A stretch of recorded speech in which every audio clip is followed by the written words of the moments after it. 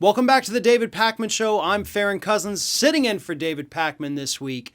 Let's get right back to more news. And what happened on Monday was it was revealed that Donald Trump is suing New York Attorney General Letitia James to get the investigation into his company shut down.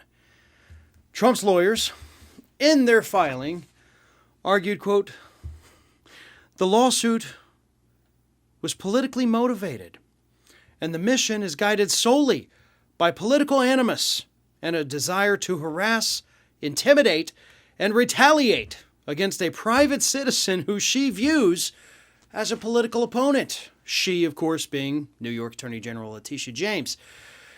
This is, without a doubt, in my non-lawyer expert opinion, one of the dumbest legal arguments I've honestly ever seen. This investigation has already resulted in criminal charges. Criminal charges against both the Trump Organization for tax crimes and CFO Allen Weisselberg. So how on earth are you going to go to court in front of a judge and say, Judge, listen up. You know this investigation that is going to put our CFO in jail and causing us some legal headaches with the organization? Well, it's politically motivated. The judge is going to look at that and say, but there's criminal charges. Like it's bore fruit, right? We have actual results from this criminal investigation that show criminal wrongdoing.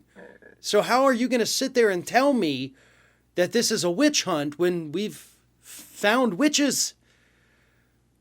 You know, I mentioned this over on my channel, Fair and Balanced. Donald Trump might actually have a pretty good case for legal malpractice at this point. That's how bad this argument is. Now, here's the thing. If this investigation, which of course has been going on for about 2 years, if it was going on for 2 years and they couldn't find any evidence of criminal wrongdoing, you may have a very slim chance of being successful with this particular argument, right? You know, if you're looking at something for 2 years and still can't find anything at all, you've poured through the documents, you've had the depositions, and you have nothing, then that's a good sign, most likely, that there's nothing there. But there is a there. There's a there. And the there is that there have been criminal charges on tax-related, I guess you would call them activities. So you can't say that this is purely a political motivated stunt when you got a guy that's probably going to jail for this. So the question comes down to timing, right? Why? At any point in the past 2 years, Donald Trump could have filed this ridiculous lawsuit and said, you're coming after me because I'm president, you're a Democrat, you hate me, and blah, blah, blah. He could have filed the lawsuit after the charges were filed against CFO Allen Weisselberg. And, of course, the Trump Organization itself was also indicted. But he didn't. He waited till now. So, now we get to put on our speculator glasses and try to figure out why. My best guess, and again, this is just my hypothesis, is that there's something big coming down the pipeline. Why wait till now? Probably because you know something. As we know, they've gotten a hold of Donald Trump's financial documents. We have seen that this investigation seems to span beyond the state of New York at the moment. You know, there's incidents in Chicago that are now also being reviewed. You've got some actually also happening up in Rochester, New York. All of it centering around the same thing. Did Trump and his organization lie about the value of their properties to both tax authorities and the banks? Was it tax fraud or was it bank fraud? Or maybe was it a little bit of both? That's what they're looking at up in Westchester. That's what they're looking at over in Chicago. And that's what they're looking at in New York.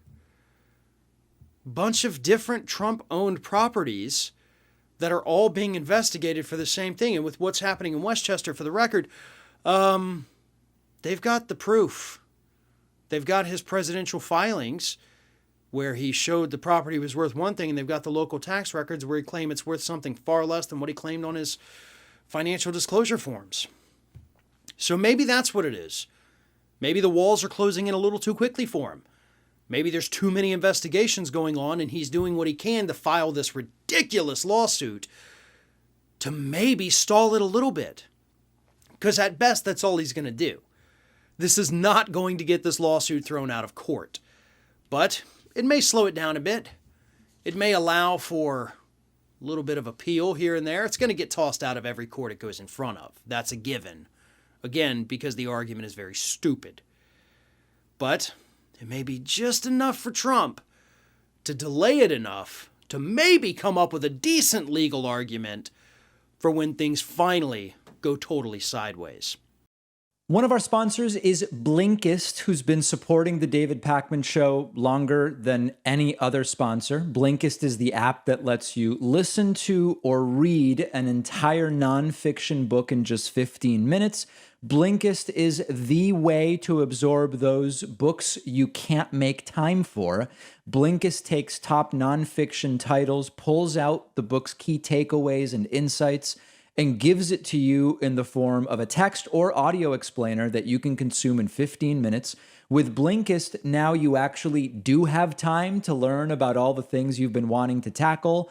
On the Blinkist app, I just listened to This Is Your Mind on Plants by the great Michael Pollan. Super interesting, the history of caffeine and so many other things. Blinkist has you covered on podcasts too. Blinkist takes long episodes of popular podcasts and distills them into audio you can listen to in 15 minutes. With Blinkist, you can become knowledgeable about so many different things. You can have conversations with people about more topics. Blinkist makes you more well-rounded. Try Blinkist for free and get 25% off a subscription. Go to Blinkist.com/Pakman. The link is down below.